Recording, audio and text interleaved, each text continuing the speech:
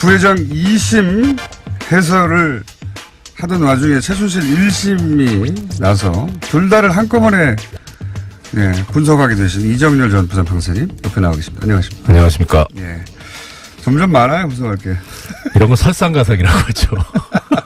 제가 결론부터 여쭤볼게요. 예. 제가 오늘 오프닝에서 이 최순실 1심은 이재용 추가 면죄부 재판이다라고 성격 규정을 했습니다. 맞습니까? 탁월하십니다. 언제나 항상 느끼는 바지만 공정정의의 저도 그렇게 생각해요. 저희가 탁견과 해안은 정말 은하계에서 따라올 사람이 없다. 언론에 다 최순실 얘기만 해요. 20년 받았다고. 그러니까 중형받았다고 하면서 이게 상당히 엄정하고 공정한 재판인 듯. 그렇죠. 신동민 회장은 무려 또 불구속 상태에서 싸웠다가 재판 받다가 법정에서 바로 구속해버렸다. 이 얼마나 엄정한 재판부인가. 그러나 실제 그 안에 숨어 있는 것은 이재용 면죄부다 다. 그렇죠. 이 신동빈 회장은 참 저는 개인적으로 알지는 못하는데 엄청나게 억울할 것 같아요. 아니 그 사드 때문에 피해는 다 봤지. 그 사실 자기가 원한 게 아니잖아요. 박근혜 최순실 국정농단 때문에 사드 그 나가지고 피해 본 거 아닙니까?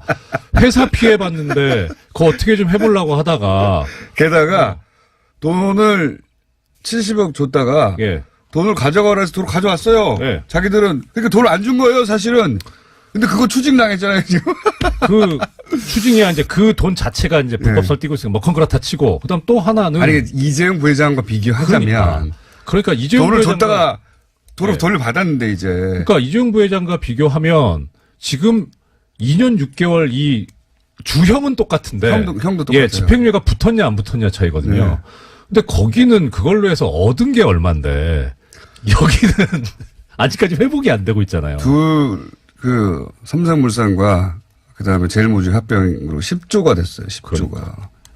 어마어마한 이득을 얻어갔어요. 근데 이제 신동민 회장 면세점 가지고 있는 면세점도 현안 맞죠? 현안이죠. 그것도 이제 돈 잘 버는 거고. 하지만 그룹이 기우뚱하는 건 아니잖아요. 그것 때문에.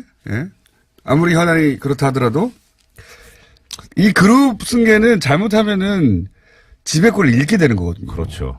이재용 부회장이 치밀하게 해야죠. 그래서 이재용 부회장의 지위를 잃게 되는 거거든요. 사실은 어마어마한 현안이에요. 근데 이게 현안이 아니라고. 일단 그 공장장께서 오프닝에서도 말씀하셨고 조금 전에 그 뉴스 브리핑 타임에서도 말씀하셨는데 좀 흥분했습니다. 아니요. 저는 이 일반적이고 건전한 상식을 가진 그 국민이라면 당연히 흥분할 수밖에 없는 지금 상황이에요. 그리고 뉴스는요. 이재용 부회장 다시 한번 면죄부 받아. 이런 걸로 깔려야 되는 거예요. 그렇죠. 정상적인 사회라면. 아까 이제 말씀 중에 그런 말씀이 있었습니다. 그 재판부들이 공범이 돼가지고 이렇게 하나씩 밀어주고 있는 거 아니냐. 공범으로 다 만들어버리는 설계, 삼성에. 근데 어제 이제 지금 전제로서 제가 말씀드리고 싶은 거는 지금 판결문이 안 나온 상태여가지고 제가 가지고 있는 정보는 하나는 재판부에서 나온 보도자료. 그것도 한 열몇 페이지 되잖아요. 17장입니다. 보도자료가 무슨 17장이나 돼. 그리고 그다음에 이제 각종 기사들 그리고 그 법정의 현장에서 이 김세현 부장의 선고 그 이야기를 요지를 직접 듣고 메모를 한 사람이 있어요. 그 사람으로부터 넘겨받은 자료 이게 전부인데 그 정도면 엄청난 자료예요 지금. 현재로서는. 근데 거기에 이제 그 법정에서 김세현 부장이 이런 말을 했다고 합니다. 이 부정한 청탁 관련해가지고 관련 사건 1심 항소심 결론과 같이 판단했다. 그러니까 이재용 재판 결과를 받아들였다는 거예요. 봤다는 거죠. 그래서 제가 최순실 재판을 갑자기 일정이 뒤로 미뤄진 게 우연이 아니라 요 이재용 2심 재판 결과를 그대로 받으라고 이렇게 설계한 것이다. 그것도 연기한 것이. 저 혼자 주장하는 바입니다. 외로워하지 마십시오. 저는 주장합니다. 설계했다. 일부러 뒤로 밀었다. 저는 숟가락을 얻는 차원을 넘어서 함께 하겠습니다. 가랑비는 같이 맞아야 된다. 기도 아니지만. 그러면은 요 사안은 누가 고소고발할까요? 이런 주장을 했다고? 솔직히 누가 하든지 관심은 없고요. 오기만 하세요. 그냥 박살 내주겠습니다. 근데 여기서 또 하나 이 재판부가 재밌는 게, 네. 지금 제가 오늘 드리고 싶은 말씀에 근데 대부분 변호사 자격증도 없으시잖아요. 나를 변호해줄 수도 없잖아. 제가 항상 말씀드렸잖아요. 변호사법에 변호사는 품위 유지 의무가 있거든요. 네. 저는 변호사가 아니라서 품위 유지 의무가 없어요. 막 싸울 수가 있구나. 그렇죠. 좋습니다. 예. 하나 이제 또 저는 추가해서, 주장합니다. 일부러 밀었다. 추가해서 말씀드리자면, 네. 1심 항소심, 이재용 부회장 재판부의 1심 항소심 결론과 같이 했다고 했는데, 미묘한 균열들이 조금씩은 보입니다. 미묘한. 예. 그러니까 여기까지는 내가 못하겠어, 이런 거. 왜 이랬을까 하는 게 궁금하긴 되게 궁금증을 불러일으키는 뭐냐면 지금 부정한 청탁 관련해서 전제가 되는 게 승계 작업이라고 말씀드렸잖아요. 네. 이 승계 작업을 하는데 특검에서 주장한 게 뭐냐면 개별 현안들이 다 하나하나씩 있었고 이게 개별 현안이 승계 작업이라는 목표 하에 진행이 됐다는 건데. 그렇죠. 뭐 예. 엘리어 방어라든지 그렇죠. 은산분리라든지 예. 뭐 지주회사라든지 이런 그렇습니다. 얘기들이 다 그런 거죠. 그게 수첩에 있는 예, 말이에요. 개별 현안이 있었고, 근데 그것이 목표에 따라서 가고 있었는데, 그것과 별개로 포괄적인 어떤 현안. 그러니까 예. 결국 승계 작업을. 그걸 다 하거든요. 합친 게 이제 승계 작업인 예. 거죠. 근데, 이재용 부회장, 그러니까 이재용 피고인 재판 1심에서는, 예. 1심에서니까 특검이 이런 개별 현안들을 순서를 매겨놨어요. 이런 순서에 의해서 이런 목적하에 갔다. 예. 근데, 중요한 거는 목적이지 순서가 아니다. 그렇죠. 해가지고 목적을 보니 승계 작업이 있었고 그래서 승계 작업을 인정을 했어요. 거기서는. 근데 항소심에서는 아예 승계 작업 자체를 날려버렸고. 그렇죠. 승계가 없다고 그러니까 개별 현안도 사라지는 거죠. 그렇죠. 개별 현안이 사라지니까 청탁도 없어지는 거예요. 이런 구조입니다. 그렇죠. 예. 근데 이번 이제 최순실 이 재판부에서는 어떻게 봤냐면 특검이 제시한 그런 순서에 의한 승계 작업은 없었다. 이런 식으로 표현이 됐어요. 약간 빠져나갈 구멍을 만들었네요. 그러니까 예, 승계 작업 자체가 없었다고 본 건 아닌 것 같은데. 예. 그런 순서가 그렇게 중요한가? 순서가 뭐가 중요합니까? 그러니까요. 동시다발로 일어났는데. 사실 처음에 이재용 피고인 1심 판결이 났을 때 그 재판부의 판결을 보고 제가 붕괴했었거든요. 어떻게 이 판결을 이런 식으로 쓰나 싶었는데 지금 차츰차츰 나오는 거 보니까 그 재판부에서 제일 훌륭했네. 오히려? 예. 오히려? 왜 그렇게 생각하십니까? 그러니까 일단 이 큰 그 승계 작업이라고 하는 것이 존재한다는 거에 대해서는 그 재판부를 유일하게 인정한 거예요. 이재용 관련해서는. 그러니까, 야, 이게, 공장장님한테 벌금 90만 원 선고한 예. 그 재판부. 예. 예.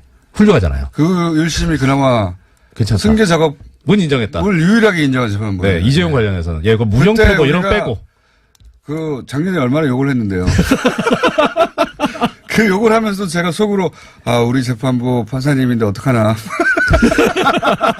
나 이거 하면 안 되는데 하면서 계속 비판했는데, 그러니까 방송으로는 그 재판부를 비판하고, 예. 며칠 있다가 그 재판부 앞에서 얌전하게 재판을 받고. 예. 그런 생활의 반복이었습니다. 근데 결국 지나놓고 보니까 그 재판부가 그나마 제일 낫다. 그나마 제일 나았다. 예. 그때는 그리고 이런 것도 있습니다. 사회 분위기가 네. 그런 걸 용납하지 않았거든요. 그런 판결이 나왔으면 난리 났을 거예요. 모두가 청탁도 없었고 다 없었다고 했으면 난리 났겠죠. 난리 났죠. 예. 지금도 이런데. 지금은 근데 이제 최근에 이제 댓글 작업도 많이 있고 그러니까 분위기가 좀 바뀌었다 싶었는지 과감하게 날려버렸습니다. 그러니까 이재용 재판부 2심이 했던 작업은 간단해요. 무죄로 만들어주려고 그렇죠. 하니까. 예. 무죄로 만들어주려고 하니까 청탁이 없었다고 해야 되고 청탁이 네. 없었다고 하려고 하니까 애초에 현안이 없었다고 말해. 그렇죠. 이미 현안도 다 없애버린. 예. 모든 걸 다 없애버린. 목적도 없고. 돈을 준 목적이 사라졌어요. 예. 그냥 뺏겼다. 이것만 남는 거죠. 네. 그 2심 재판, 이재용 2심 재판부는 정말 대범합니다. 호연직이라고 봐요, 저는. 팍팍팍 없애버려, 다. 그럼 어떻게 보면은 조선일보의 논평이 맞는 것 같아요. 정말 소신 있다. 20년 동안 있었어. 나 몰라. 팍팍. 다 없애버려. 예.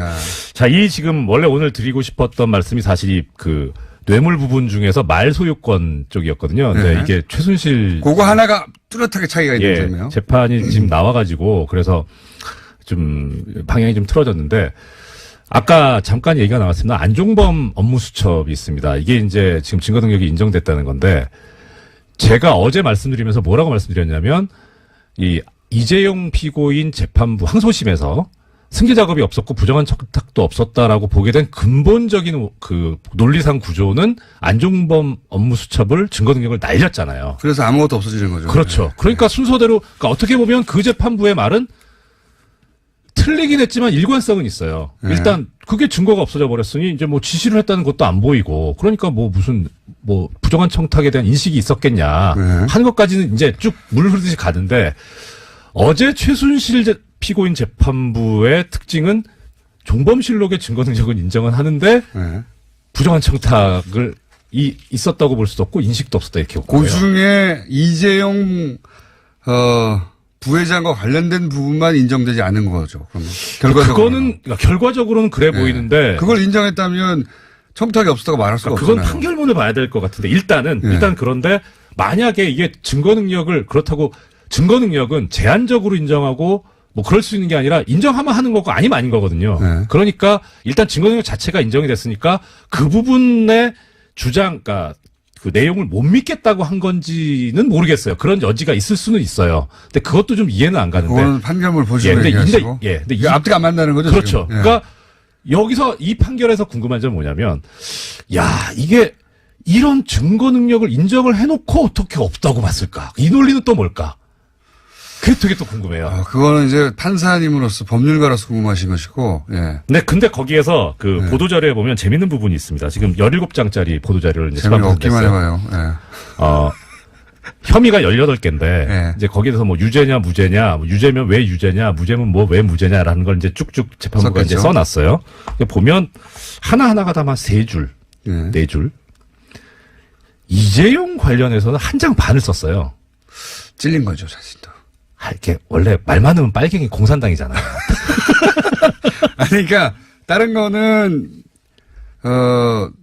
이렇게 해도 아무도 시비 걸지 않는데 그러니까. 이재용 부분은 굉장히 마음이 찔린 것이고 예. 그런데 그렇게 길게 보도자를 냈으면 언론도 그만큼의 비중으로 이재용 부회장에 관해서 썼어야 되는 겁니다. 그렇죠. 이 판결은 이게 저는 재판부도 이 부분이 지금 자기네들의 아킬레스건이라고 생각을 하고 있는 것 같아요. 그러니까 이렇게 길게 썼고 이제 여기서 또 하나 이게 눈여겨 보이는 게 뭐냐면 이 부정한 청탁 이게 계속 문제가 되고 있는데 그 부분에서 부정한 청탁을 판례를 죄송합니다. 대법원 판례를 인용을 하고 있어요.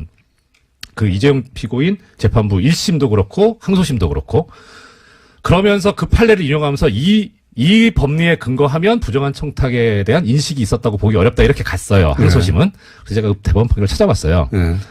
아마 애청자 여러분들께서도 쉽게 찾으실 수 있을 겁니다. 그 신정아 씨 있잖아요. 예, 신정아 씨. 그분에 관한 판결이에요. 예. 근데 거기서 뭐라 그랬냐면 이 부정한 청탁이라고 하는 거는 묵시적으로도 가능하다. 네. 가능한데 막연히 선처를 바란다 이런 정도 가지고는 부정한 청탁이라고 볼 수는 없다. 네. 하면서 그때 신정아 씨 관련해서 무죄를 선고했는데 이유가 뭐였냐면 청탁 비슷한 게 있긴 있었는데 이것도 너무 막연하다. 예, 막연하고 그리고 당시에 사회적 기업, 사회적 공헌을 위해서 기업들이 항상 막 미술관에 이렇게 문화사업에 지원도 하고 기부도 하는 그런 것들이 장부상으로 나오고 여러 군데 나오기 때문에 그냥 그 중에 일환으로도 볼 수 있으니까 이걸 가지고 청탁이라고까지 인정하는 거는 뭐 과하다 이런 취지였었어요. 적어도 그런 정도 사정이 있어야 된다는 거죠. 근데 그런 사정도 없을 뿐만 아니라 더 나가서 이재용 피고인 항소심 재판부가 뭐라 그랬냐면 뚜렷하고 명확한 인식이 있어야 된다 그랬어요. 예. 우리가 애청자 여러분 많이 들어보셨겠죠. 미필적 고의라는 얘기를 합니다. 예. 그랬을 수도 있겠군. 하면 이제 이게 고의범이 되는 거예요. 근데 이상하게 부정한 청탁은 명확해야 된다는 거죠. 그러니까 판결을 만들어버린 거예요. 그거를 근데 최순실 피고인 재판부에서 그대로 따다 쓴 겁니다. 이재용한테만. 그러니까. 기가 막힌 거죠. 저는 그냥 상식적으로 봐서 이런 게 이해가 안 갑니다. 법리를 떠나서 이제 롯데는 네. 돈을 대통령이 달라고, 그러니까 재판부의 논리에 따르면 돈을 달라고 했어요. 네. 그래서 대통령이 워낙 힘이 강하니까 돈을 줬겠거니. 하지만, 그렇다고 하더라도 그때마다 돈을 다 주면 어떻게 뇌물을 벌어겠냐 하고, 신동빈 회장은 구속됐잖아요. 그럼 똑같은 논리로 삼성도 구속시킬 수 있는 거 아닙니까? 이재용 부회장도 똑같은 논리로. 그렇죠. 당했다 하더라도 그때마다 돈을 다 주면 어떻게 앞으로 뇌물죄를 벌일 수 있겠냐. 할 수 있어야 되는 거 아닙니까? 그렇죠. 상식적으로. 근데 이재용은 그게 예외예요. 또. 예외예요. 예. 예. 또 하나는 상식적으로 롯데는 돈을 달라고 했을 때 막 현안을 생각해냈어요. 그럼 우린 이거 해달라고 그래야지. 근데 삼성은 훨씬 더 많은 돈을 바쳤는데 뜯겼는데 근데 롯데는 삼성은 아무런 왜 현안도 면죄부를 주세요? 뜯긴 거 아니고 그냥 준 거예요. 그러니까 제 말은 네. 그 재판부의 논리를 재판부 논리대로. 삼성은 아무런 현안도 생각해내지 않은 겁니다. 없었다니까요. 그러니까 삼성은 그냥 그동안 돈을 달랄 때마다 그냥 돈을 막 주고 말았지 아무런 현안도 생각해내지 않았다. 무서워서. 너무 착했어. 삼성은 순진해가지고 이게 말이 되냐 이거예요. 배포가 약해서. 이정규 판사였습니다.